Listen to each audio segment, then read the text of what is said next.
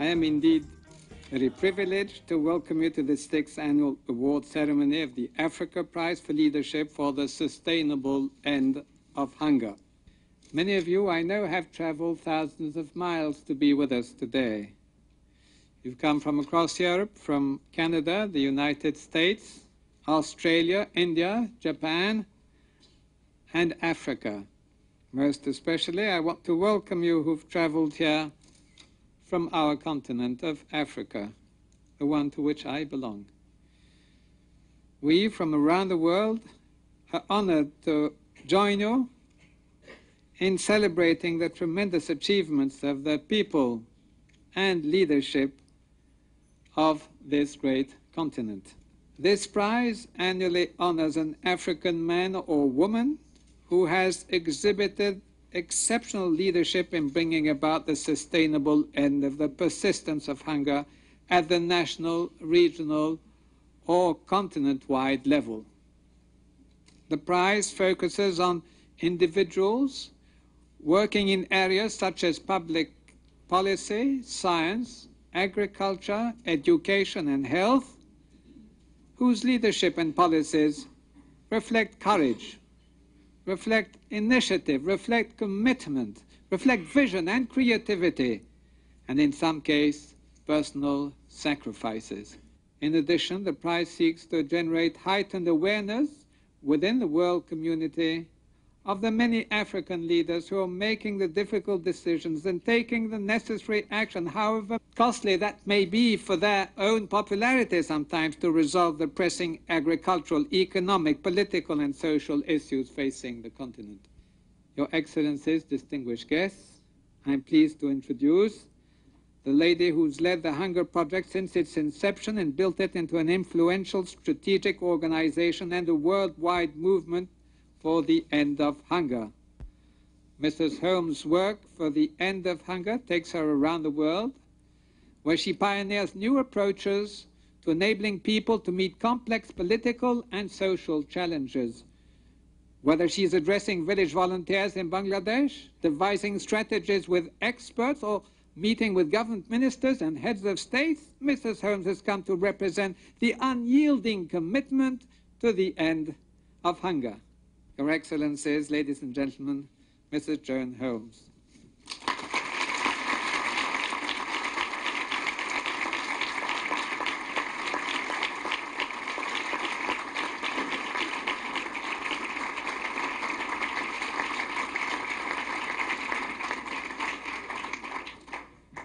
How fitting that we are gathered here in Rome, the Eternal City, during the International Conference on Nutrition.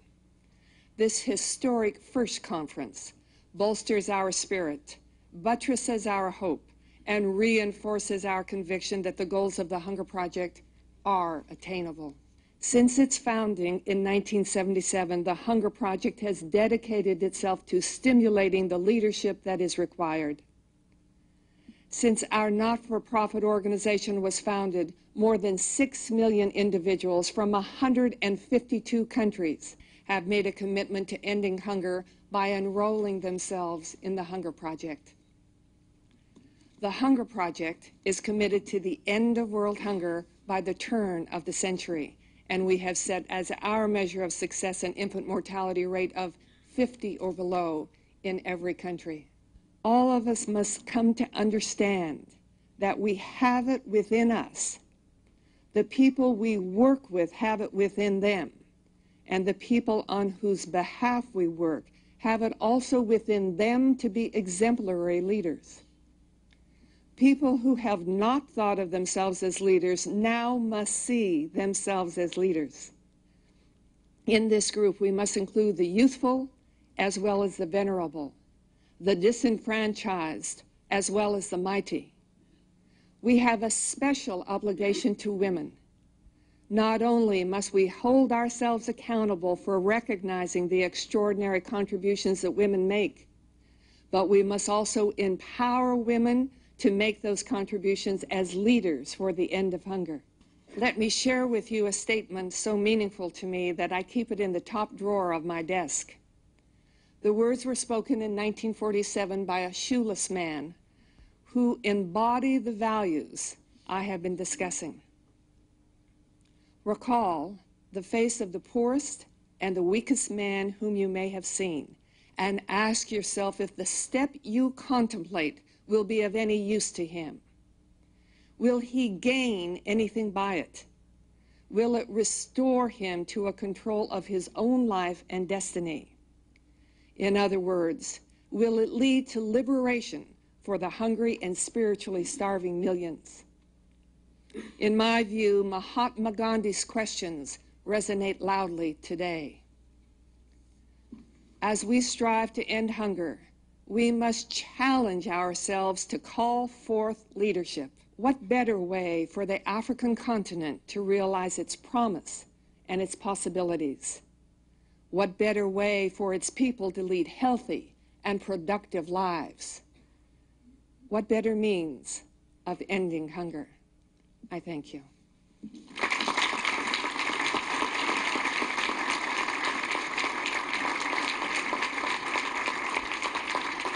I am delighted today to present the 6th Annual Africa Prize for Leadership for the Sustainable End of Hunger.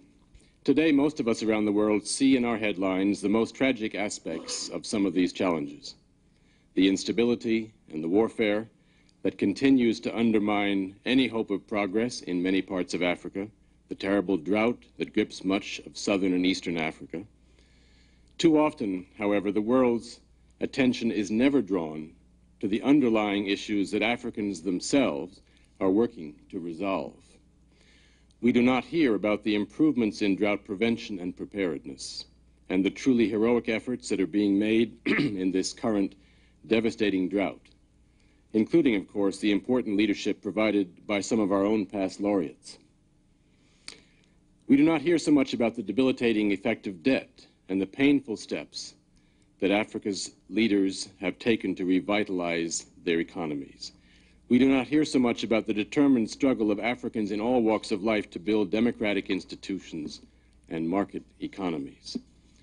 We do not hear as much as we should about the emancipation of women on the continent, and about the new energy, the creativity, and the talent that this is bringing to African society. Most of all, we who live outside of Africa fail to hear and perceive the importance of our own role. We continue too often to think in terms of handouts and charity, not in terms of the kind of authentic partnership that Africa wants and needs. We fail to see that our partnership with Africa is not a matter of haves and have-nots, but a matter of our shared commitment to work together to create a more peaceful, sustainable, and vibrant world community, a world community where all people have the chance to live healthy and productive lives, a community where Africa is taking its rightful place and making its unique contribution to us all. It is within this vision and for this purpose that the Africa Prize is awarded each year. Today, we have come together to honor 2 distinguished Africans who are demonstrating outstanding leadership for the sustainable end of hunger in Africa. These 2 individuals have tirelessly led efforts to overcome some of the most tragic situations on the continent in order to liberate Africa's most precious resource, the creativity and productivity of her people. Today, we will first present the Africa Prize to a woman who has played a prominent role in the events that have transformed Southern Africa since the 1970s, Mrs. Graça Simbini-Machel.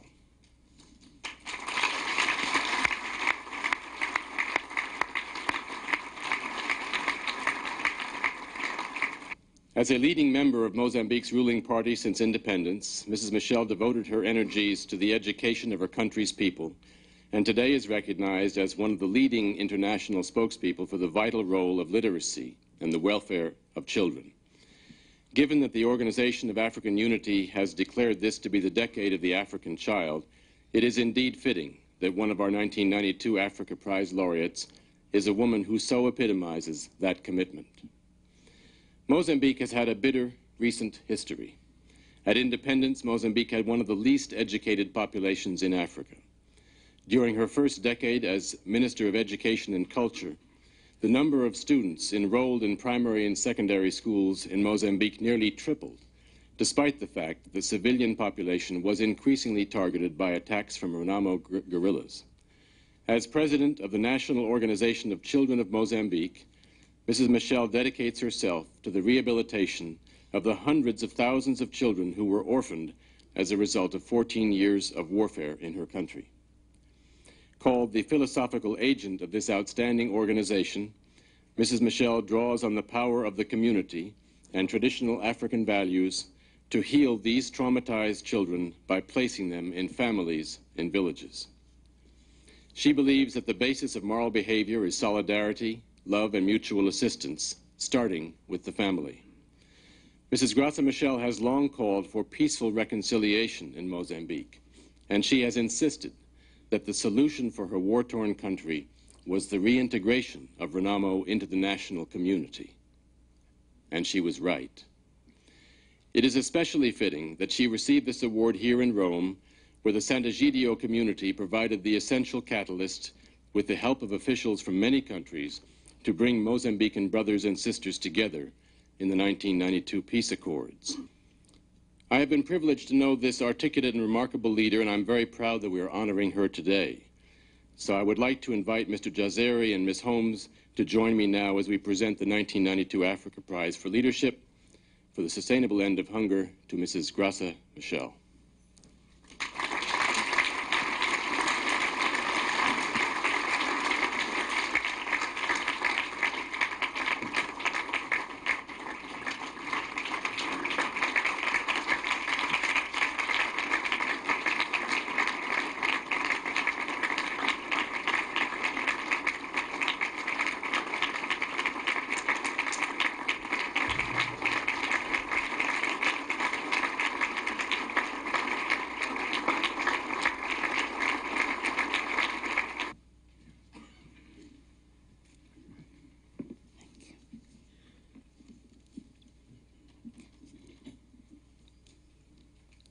Mr.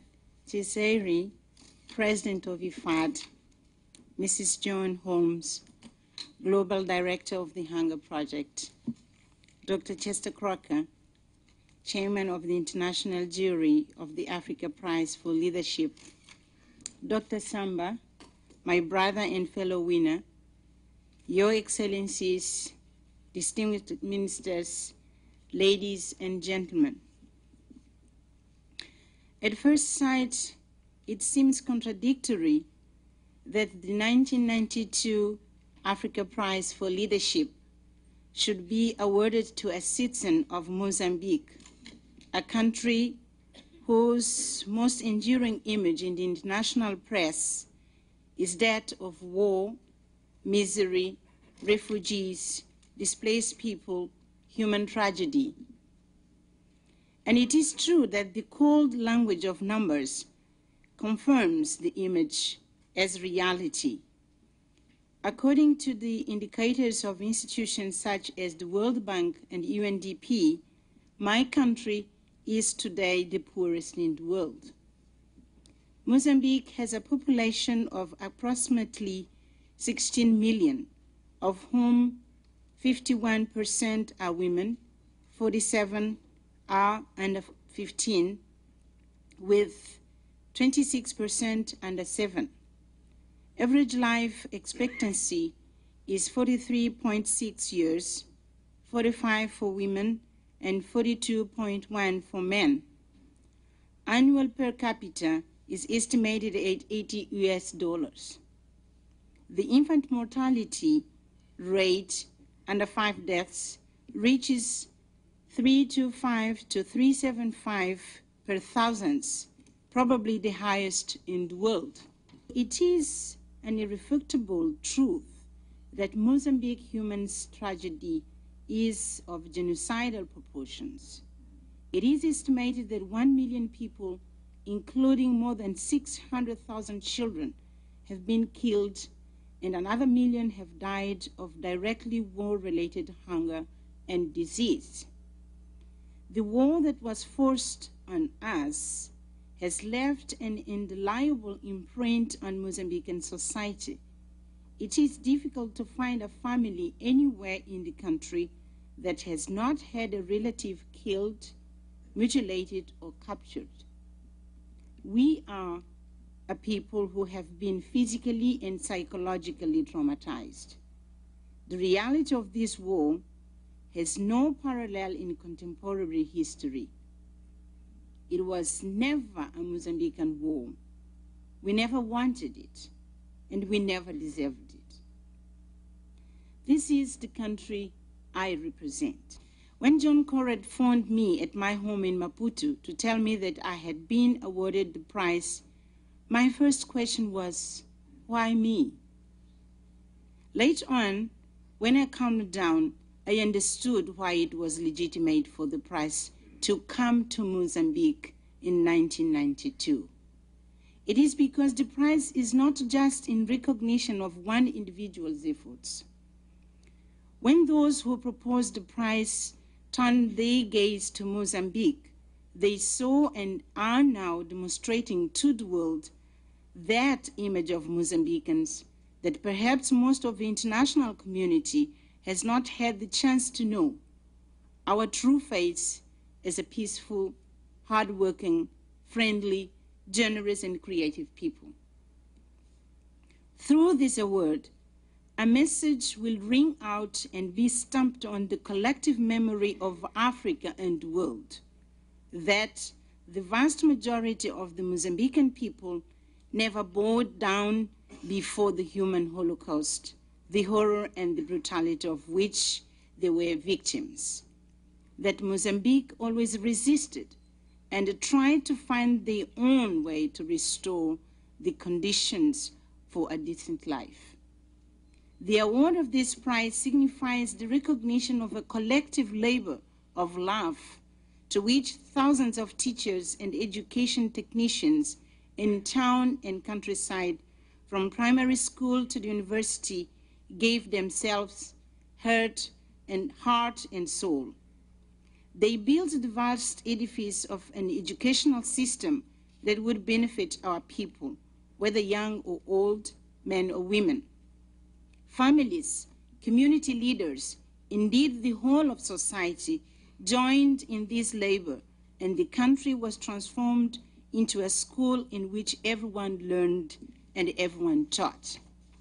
Today, this collective effort is lauded and preferred to Africa and the world as a reference point and source of inspiration for other peoples who, like us, are battling for victory over poverty and who know that victory necessarily requires freeing the people from illiteracy and ignorance and turning science and technology into basic development tools for every African woman and man.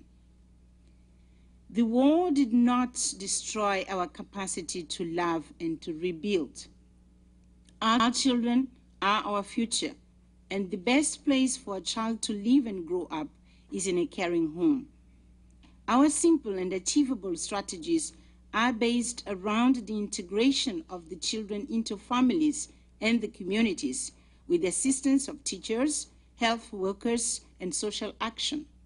The prize is thus also a recognition of the broad solidarity movement made up of the thousands of Mozambican families which, though extremely poor, offered to share their homes, their affection, and their privations alike with thousands of war-orphaned children. Estimates suggest that 3 million children are affected by the war, of whom 500,000 are orphans and have lost their families, and an unknown number have been transformed by Renamo into boy soldiers. The task of Mozambican society in overcoming this heritage is arduous, complex, and vast. Governmental institutions, religious faiths, national and foreign NGOs already comprise an impressive network, the main motivation of which is to mitigate insofar as is possible the impact of the war on the bodies and minds of the new generations. Reunifying families which were separated, integrating orphaned children into a new family, training teachers to deal with traumatized children in their classrooms, training social workers to help individuals, families, communities to overcome the nightmares of war, we express our solid conviction that the rehabilitation of ourselves as a whole of Mozambican people is the most important starting point towards an economic, social, and cultural rehabilitation and development. We came out of this war with a renewed sense of tolerance, mutual acceptance, and solidarity. Programs aimed at integrating Renamo guerrillas and governmental soldiers into civil society have been prepared to be put into practice as soon as the process of demobilization starts.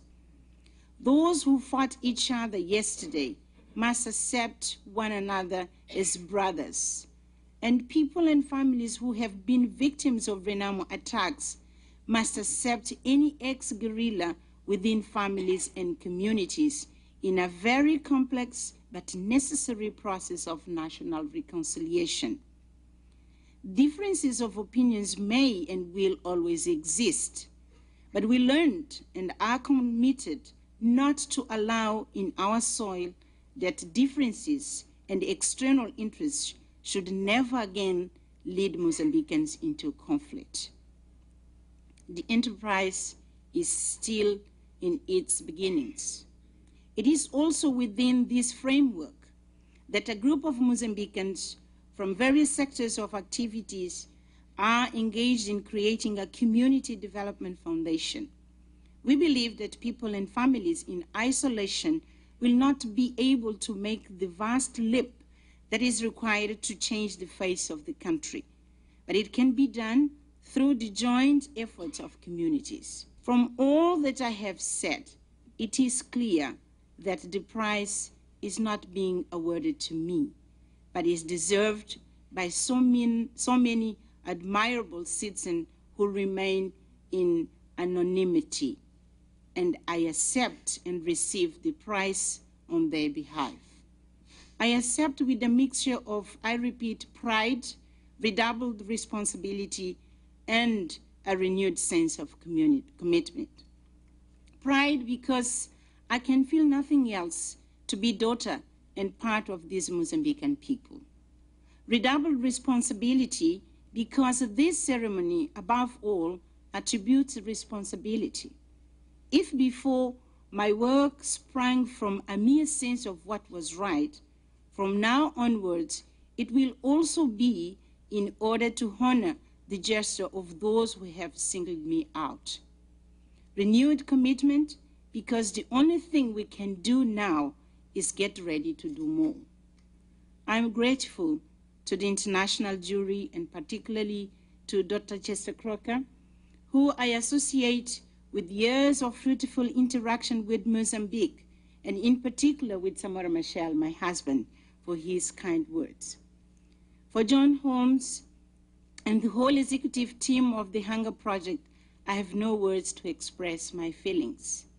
To Dr. Samba, my brother, my congratulations and best wishes for the future of your remarkable work and achievements.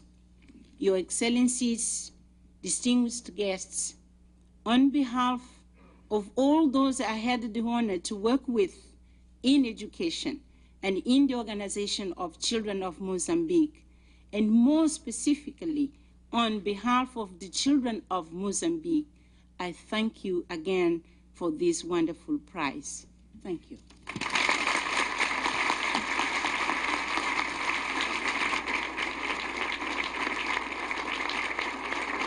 Thank you very much, Mrs. Michel, for your stirring words and for so effectively taking all the actions you have described that are building a viable future for your country.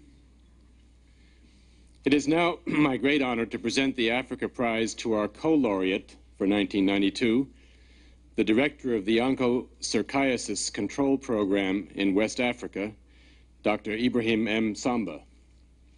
Dr. Samba has led the campaign to achieve one of the greatest success stories on the continent today, the conquest of river blindness in West Africa. And let me just remind us all how badly Africa needs success stories and how great it is to have such a clear and tangible one before us here tonight.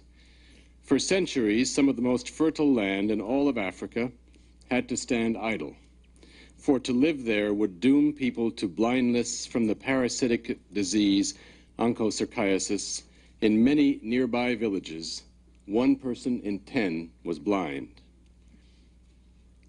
For the past 12 years, Dr. Samba, an outstanding physician and administrator, has led an international program that has today eradicated this scourge from a 25 million hectare region in which 30 million people can now live free from the fear of blindness.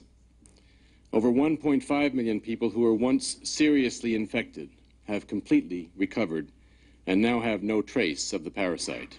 If I could invite my colleagues to join me once again in front of the dais, it will be our great honor to present the 1992 Africa Prize for Leadership for the Sustainable End of Hunger to Dr. Ibrahim M. Samba.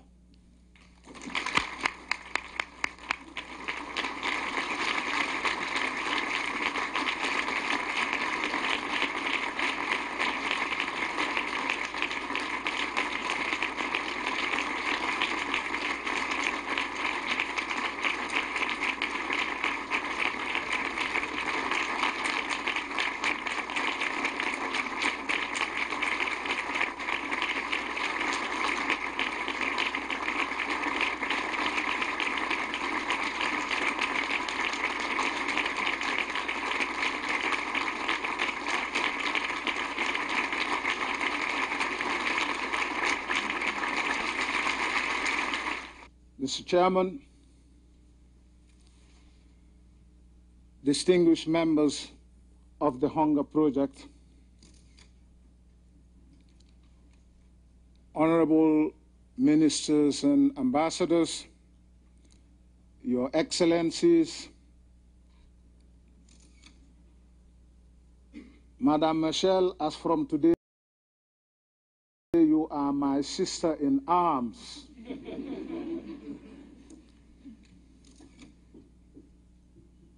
Thank you, Dr. Crocker, for the very nice words. It is obvious in your statement that the onchocerciasis control program epitomizes the best in collaboration between the North developed and the South developing. It is one of the worst diseases that anybody can suffer from, in that it goes on for 10, 15 years before the ultimate, blindness and death. And blindness in Africa is a tragedy because we do not have the social services that developed countries enjoy. It is therefore fitting that in the early 60s and the late 60s, during the severe drought in West Africa, the original 7 countries, namely Burkina Faso, Niger, Mali, Benin, Togo, Ghana, and Cote d'Ivoire, called upon the World Bank to help them improve food production. That was how this program started. The president of the World Bank, Mr. McNamara, flew from Abidjan to Ouagadougou in a small aeroplane, which naturally does not fly very high, and therefore he can see a good part of the ground. And he observed many rivers and naturally called upon FAO to combine with the bank to help improve food production.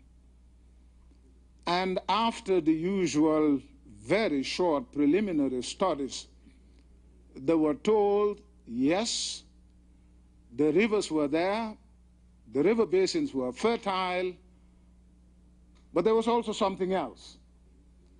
There was this very small fly called Simulium damnosum, the black fly, which transmits a disease called onchocerciasis which at the time, and even now, many people find difficulty in pronouncing. And a very wise lady called it river blindness. Ladies have sometimes, many times, more common sense than men.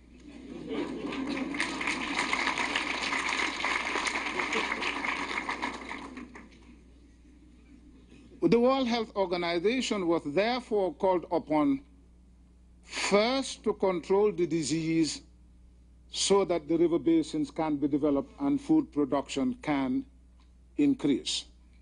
The population at the time in the 7 countries were 20 million at risk.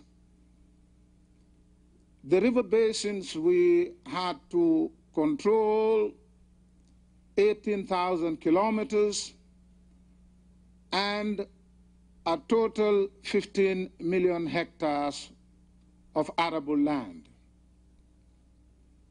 The parasite that causes the disease, the adult, lives long time in the human body, and since there was no drug that could be used on a mass basis, the only 2 drugs, diethylcarbamazine and suramine, were dangerous, sometimes more dangerous than the disease themselves, so they couldn't be used. We had to use pesticides to kill the larvae which changes into the fly. And it was calculated that we would be able to do the job in 20 years. I am very happy to report that with the collaboration of the international community and the 7 African governments, we have been able to do the job long before the scheduled time. 14 years instead of 20 years.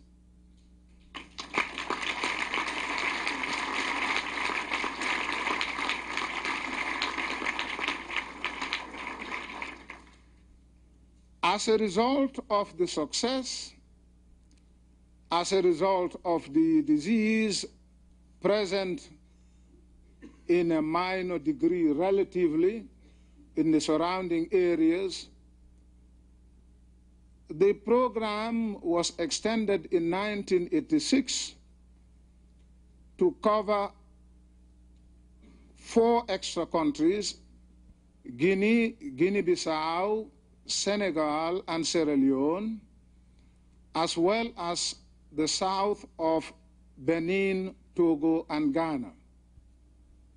We, as I said earlier, have been collaborating very closely indeed, not only with the donor community, but private industry. We've been collaborating with the drug industry, such as Merck, Sharp, and Dohme of the United States of America, that had in the 70s a drug called ivermectin, which was very effective against a similar disease in animals. And in 1981, when the decision was taken that we should also look for a drug to treat the people that are already affected by this disease, we contacted Merck, and Merck very kindly made available this drug, which we researched in our laboratories in the program area in West Africa. And by 1987, we had sufficient proof that this drug would be useful in human beings as such.